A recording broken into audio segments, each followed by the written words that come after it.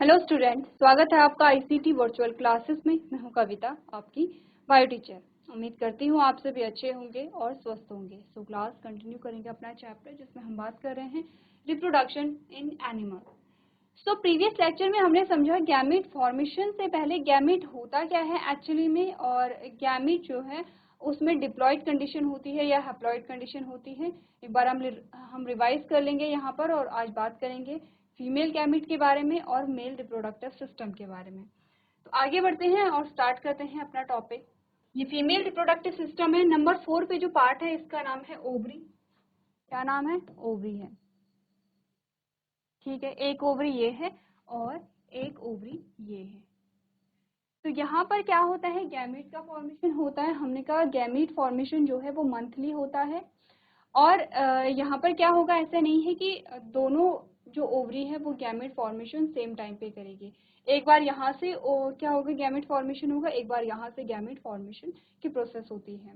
Clear है? अब ovary में जो गैमेट का फॉर्मेशन हुआ है उस ओवरी, ठीक है, कुछ सेल्स होती हैं और इन्हीं से क्या होता है, युग्मक का निर्माण होता है। तो ओवरी से बनता है ओवम। ओवम, और इसी को हम फीमेल गैमेट या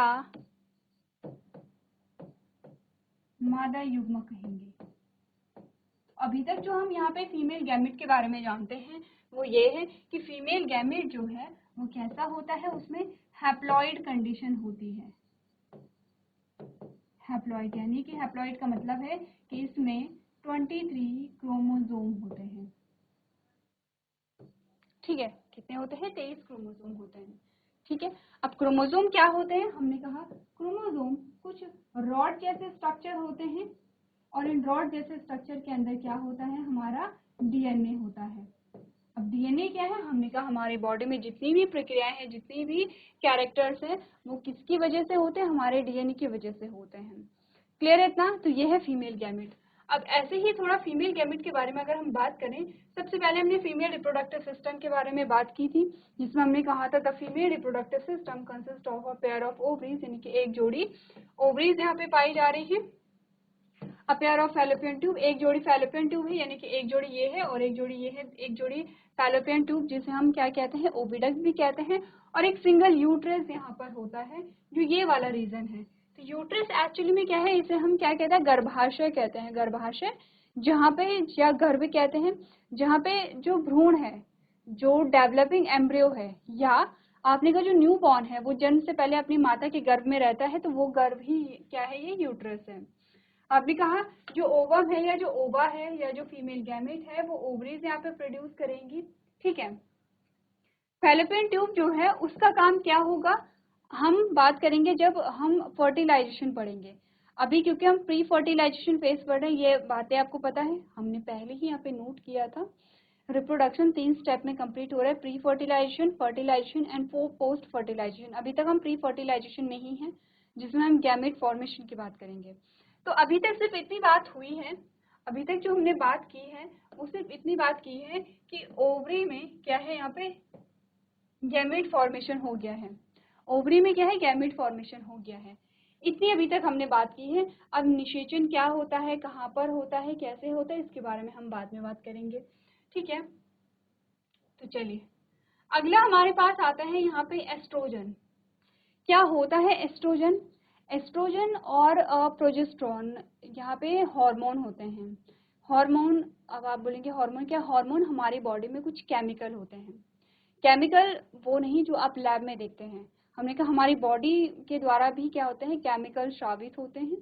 ये जो केमिकल्स होते हैं इनका कुछ काम होता है, जैसे किसी प्रक्रिया को शुरू करना, या किसी प्रक्रिया को तेज करना, या किसी प्रक्रिया को कम करना, या किसी प्रक्रिया को बंद करना। तो अकॉर्डिंग टू नीड, आवश्यकता के अनुसार ये जो हार्मोन है ये अपना काम यहाँ पर करेंगे। वैसे ही यहाँ पे एस्ट्रोजन और प्रोजेस्टेरोन होते हैं।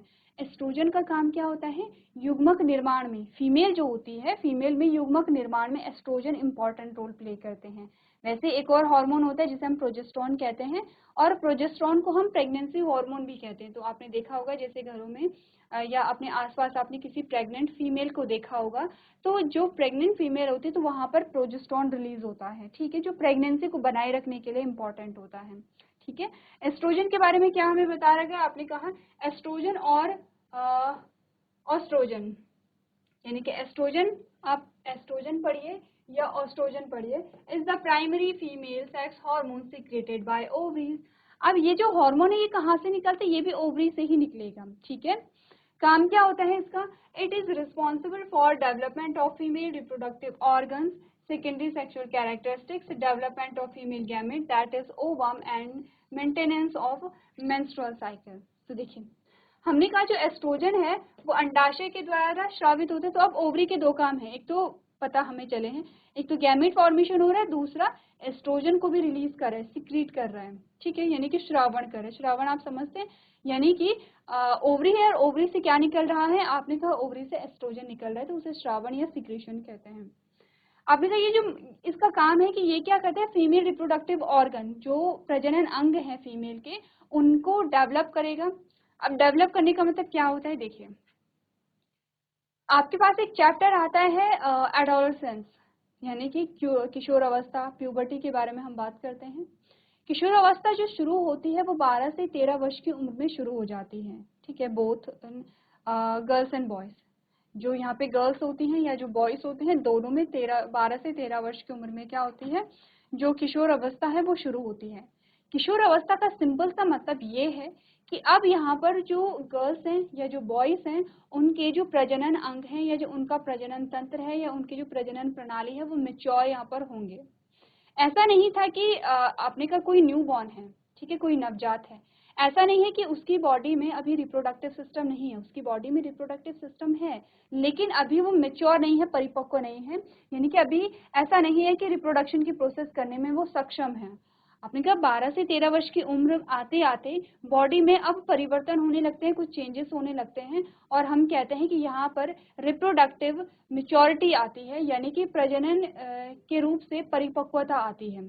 प्रजनन के लिए क्या होता है? परिपक्वता आती है, मेच्योरिटी आती है।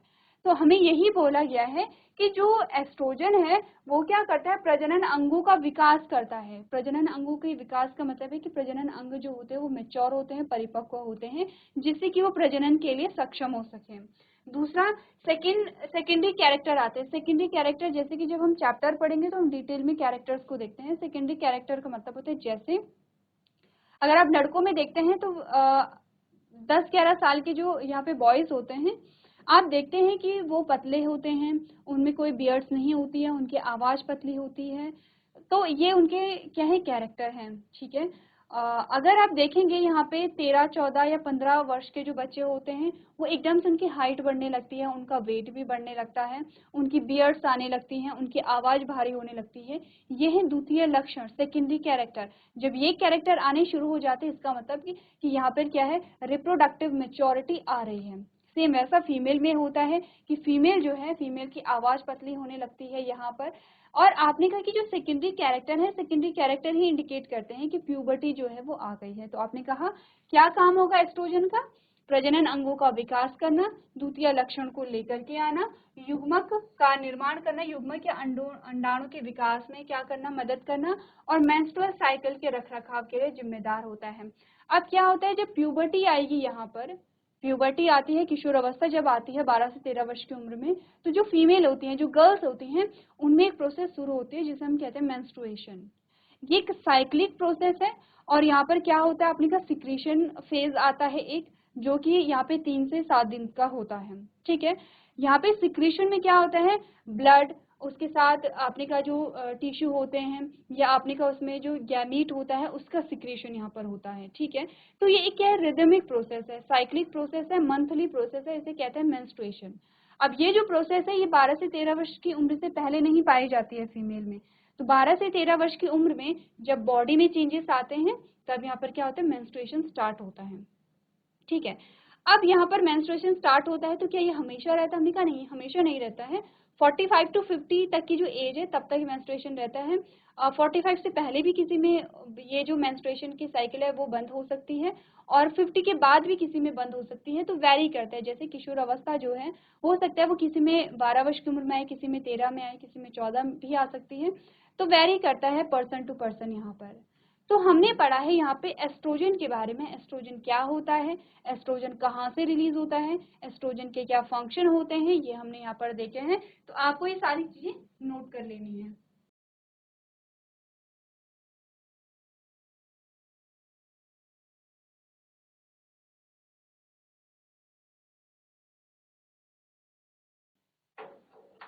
चलिए आगे बढ़ते हैं और अब बात करते हैं थोड़ा सा फीमेल गैमेट के बारे में।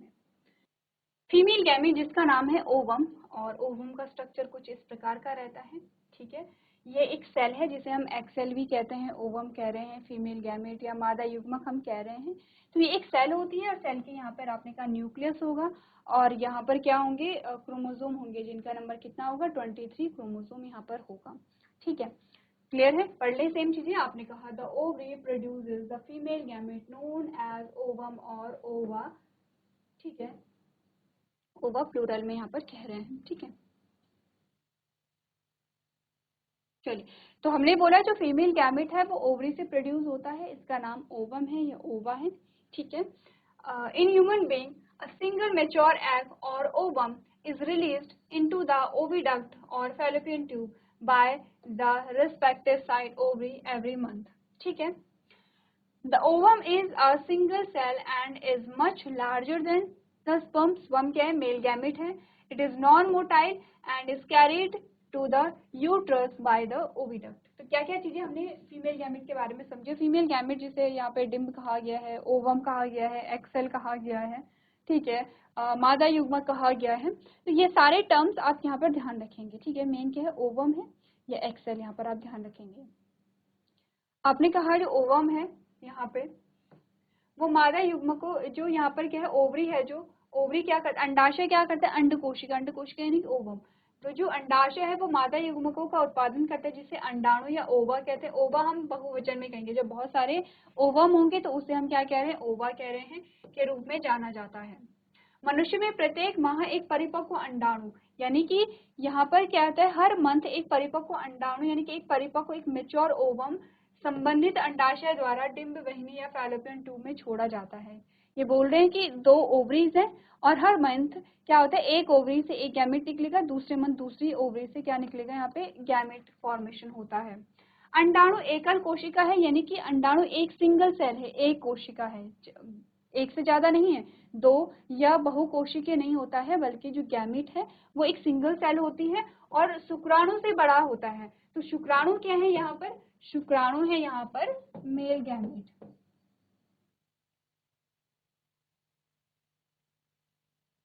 या नर युग्मक।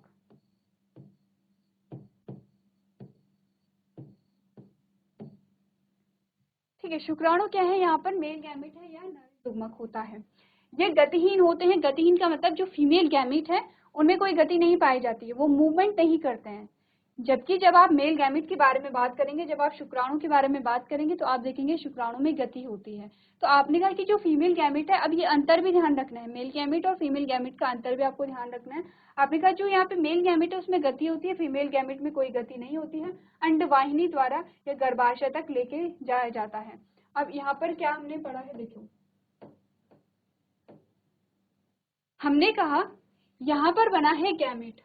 अब इस गैमेट को यहाँ से यहाँ लेकर के जाया जाएगा, किसके लिए, यहाँ पे फर्टिलाइज, अगली प्रोसेस के लिए। अभी तो प्री फर्टिलाइजेशन फेज है, फिर जब फर्टिलाइजेशन फेज आएगा तो गैमेट को यहाँ से उठाकर यहाँ लेकर आया जाएगा। तो आपसे यही पूछा जाता है, क्योंकि फीमेल गैमेट तो गति विहीन होते हैं, नॉन मोटाइल होते हैं, उनमें किसी प्रकार की कोई गति नहीं पाई जाती है, तो ये ओवरी से यहाँ कैसे पहुंचे। तो हमने कहा आगे जब हम फर्टिलाइजेशन फेज पढ़ेंगे तब हम यहाँ पर समझेंगे कि जो गैमेट है वो यहाँ से आगे कैसे मूव करता है। ठीक है, चलिए, तो यहाँ पर क्या है, हमने बात की है यहाँ पर फीमेल रिप्रोडक्टिव सिस्टम, पहली चीज। दूसरा फीमेल गैमिट के बारे में। तीसरा एस्ट्रोजन के बारे में हमने बात की है। और चौथी हमने ये भी बात की कि गैमिट फॉर्मेशन जो होता है वो कैसे होता है, उसमें क्रोमोसोम का नंबर आधा रहता है, आधा रहता है तो क्यों रहता है। ठीक है, अब हमारे पास जो टॉपिक आता है वो है मेल रिप्रोडक्टिव सिस्टम। चलिए, क्योंकि अभी भी हम वही सेम चीजें पढ़ रहे हैं। अभी हमने क्या कहा, प्री फर्टिलाइजेशन फेज है, हम गैमेट फॉर्मेशन पढ़ रहे हैं। गैमेट फॉर्मेशन सिर्फ फीमेल का देखा है अभी हमने, अब हम मेल का गैमेट फॉर्मेशन देख रहे हैं। तो हमें मेल या रिप्रोडक्टिव सिस्टम को देखना है, और मेल रिप्रोडक्टिव सिस्टम में हमें मेनली फोकस करना है उस भाग पे जहां पर गैमेट फॉर्मेशन होगा। ठीक है, तो हमने कहा मेल रिप्रोडक्टिव सिस्टम क्या है, male reproductive system consist of a pair of testis. इसमें एक जोड़ी टेस्टिस होती हैं, और टेस्टिस ही वो स्थान है जहां पर गैमेट फॉर्मेशन होगा। टेस्टिस ही वो स्थान है जहां पे क्या होगा, युग्मक निर्माण या गैमेट फॉर्मेशन होगा। ठीक है, अब आप कहेंगे अगर हम डायग्राम में देखें तो यहाँ पे टेस्टिस क्या है, नंबर 4 देख रहे हैं आप।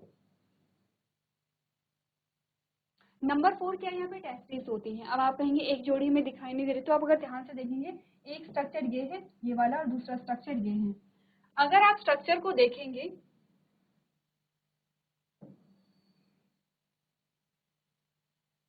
ये कुछ इस प्रकार का स्ट्रक्चर होता है, और इसके अंदर होती हैं यहाँ पे टेस्टिस। ये एक टेस्टिस है और ये दूसरी टेस्टिस यहाँ पे पाई जाती है। ठीक है, क्लियर है। चलिए आगे पढ़ लें। नेक्स्ट हमने कहा है the testis are located outside the male body. जो यहाँ पर फीमेल रिप्रोडक्टिव सिस्टम था, यानी कि मादा प्रजनन तंत्र था, वहां पर हमने कहा गैमेट फॉर्मेशन ओवरी में हो रहा है। ओवरी क्या है, फीमेल रिप्रोडक्टिव सिस्टम या मादा प्रजनन तंत्र का भाग है। और वो क्या हो रहा है, यहाँ पे जो ओवरी में गैमेट फॉर्मेशन होगा फीमेल बॉडी के अंदर होगा। ठीक है, तो फीमेल में क्या होता है, गैमेट फॉर्मेशन बॉडी के अंदर होता है। अगर हम यहाँ पर देखेंगे तो जो मेल रिप्रोडक्टिव सिस्टम है, इसमें जो टेस्टिस है वहां पर गैमेट फॉर्मेशन होगा, और जो टेस्टिस होती हैं वो आउटसाइड द बॉडी होती हैं, बॉडी के आउटसाइड होंगे। यहाँ पर जो गैमेट का नाम है, जैसे हमने कहा फीमेल गैमेट का नाम क्या है, ओवम है, तो मेल गैमेट का नाम यहाँ पे स्पर्म होगा, जो कि टेस्टिस से प्रोड्यूस होंगे। Male gamete are motile. हमने यही बात की थी कि जो मेल गैमेट्स होते हैं वो कैसे होते हैं, यहाँ पे मोटाइल होते हैं। तो क्या क्या चीजें हमने समझी हैं, हमने कहा कि पुरुष प्रजनन प्रणाली में एक जोड़ी जो वृषण होते हैं जिन्हें हम टेस्टिस कह रहे हैं, एक जोड़ी शुक्राणु नलिकाएं होती हैं। ठीक है, और एक यहाँ पर क्या होता है, रिंग शामिल होता है। वृषण पुरुष के शरीर के बाहर स्थित होते हैं। शुक्राणु का जो निर्माण होता है वो वृषण में होता है, और शुक्राणु क्या होते हैं, नरयुग्मक होते हैं। तो ये है टेस्टिस, और इन्हीं के अंदर क्या होगा, यहाँ पे गैमीट का फॉर्मेशन होगा। अब यहाँ पे डिफरेंस क्या होता है कि हम कहते हैं कि फीमेल में जो एक टाइम पे एक ही गैमेट बनता है, मेल में ऐसा नहीं होता। मेल में एक साथ बहुत सारे गैमेट का फॉर्मेशन यहाँ पर होता है। तो एक बार आप लोग देखिए, यहाँ पे जो पुरुष प्रजनन प्रणाली है उसमें आपको क्या क्या चीजें दिखाई गई है, तो एक बार आप लोग रीड कर लेंगे।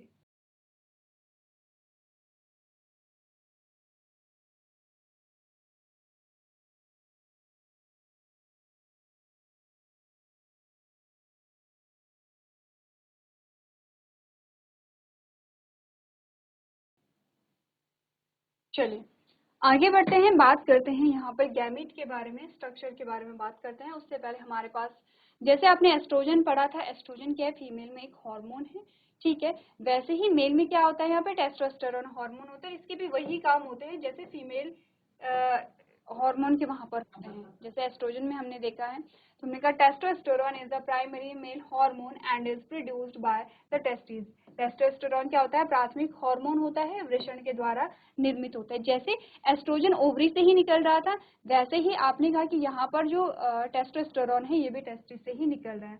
Testosterone is responsible for the development of sex organ and the production of gamete and also the development of secondary characteristics। तो आपने कहा कि यहाँ पर ये क्या करेगा, एक तो जो प्रजनन तंत्र है या प्रजनन अंग है उनका क्या करेगा, यहाँ पे विकास करेगा, गैमेट फॉर्मेशन करेगा, और द्वितीय जो गुणधर्म होते हैं उनके लिए रिस्पॉन्सिबल होगा। तो सेम वैसा ही है जैसे आपने फीमेल में पढ़ा था कि यहाँ पे रिप्रोडक्टिव सिस्टम का डेवलपमेंट हो रहा है, मेच्योर होने में हेल्प करता है, गैमेट फॉर्मेशन में मदद करता है। सेकेंडरी कैरेक्टर्स यानी कि द्वितीय गुणों के लिए उत्तरदायी होता है। द्वितीय गुण जैसे कि आवाज का भारी होना, जैसे कि बियर्स का आना, जैसे एकदम से हाइट का बढ़ना, ये सारे क्या होते हैं, द्वितीय गुण होते हैं।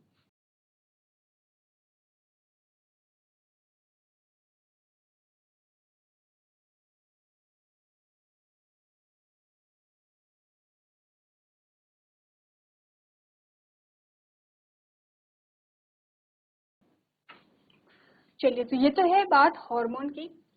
अब बात करते हैं यहाँ पर मेल गैमेट की। आपने कहा male gamete produce by testis in human, ये हमने बात कर ली है।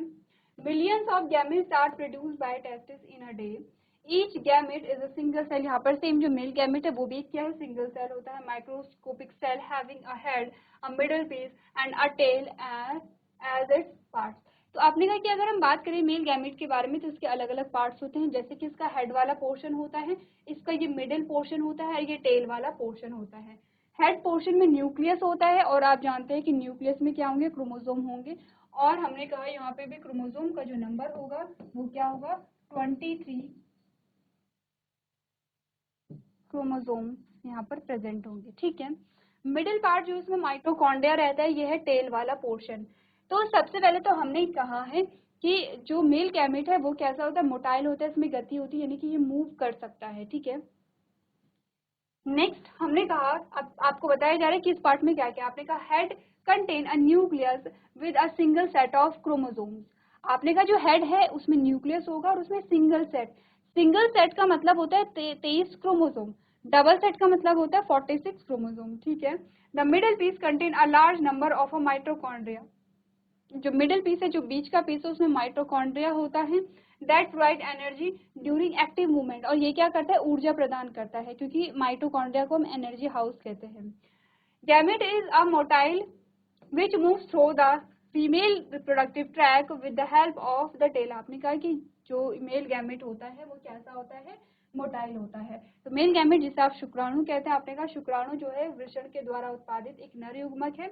एक दिन में वृषण द्वारा लाखों शुक्राणुओं का निर्माण होता है। तो आप देख रहे हैं कि कितनी अधिक मात्रा में यहाँ पे गैमेट बनते हैं। प्रत्येक शुक्राणु एकल कोशिका, एक सिंगल सेल होती है। सूक्ष्म कोशिका है जिसके भाग एक सिर, मध्य भाग और पूंछ होते हैं। तो 3 भागों में से डिवाइड किया गया है। सिर में गुणसूत्रों का एक सेट यहाँ पर होता है जो केंद्रक में होगा। मध्य भाग में बड़ी संख्या में माइटोकॉन्ड्रिया होते हैं जो कि ऊर्जा प्रदान करते हैं। और शुक्राणु एक गतिशील युग्मक है जो पूंछ की सहायता से गति यहाँ पर करता है और जो फर्टिलाइजेशन होगा, फर्टिलाइजेशन में हेल्प करेगा। तो ये हमने पढ़ लिया है गैमेट फॉर्मेशन को। अब हम बात करेंगे फर्टिलाइजेशन के बारे में। और जब फर्टिलाइजेशन आप पढ़ लेंगे उसके बाद आपका जो इम्पोर्टेंट पोर्शन शुरू होता है पोस्ट फर्टिलाइजेशन फेज, यानी कि फर्टिलाइजेशन से पहले जो यहाँ पर न्यू बॉर्न है, जो जो नवजात आप देखते हैं उसका निर्माण कैसे हुआ होगा, एक कोशिका से दो, दो से 4 कोशिकाएं कैसे बनी है, तो इसके बारे में हम यहाँ पे बात करेंगे। तो एक बार आप लोग घर से पढ़ करके लेकर के आएंगे। तो आज के सेशन में हम इतना ही करेंगे। अभी तक क्लास में बने रहने के लिए आपका धन्यवाद।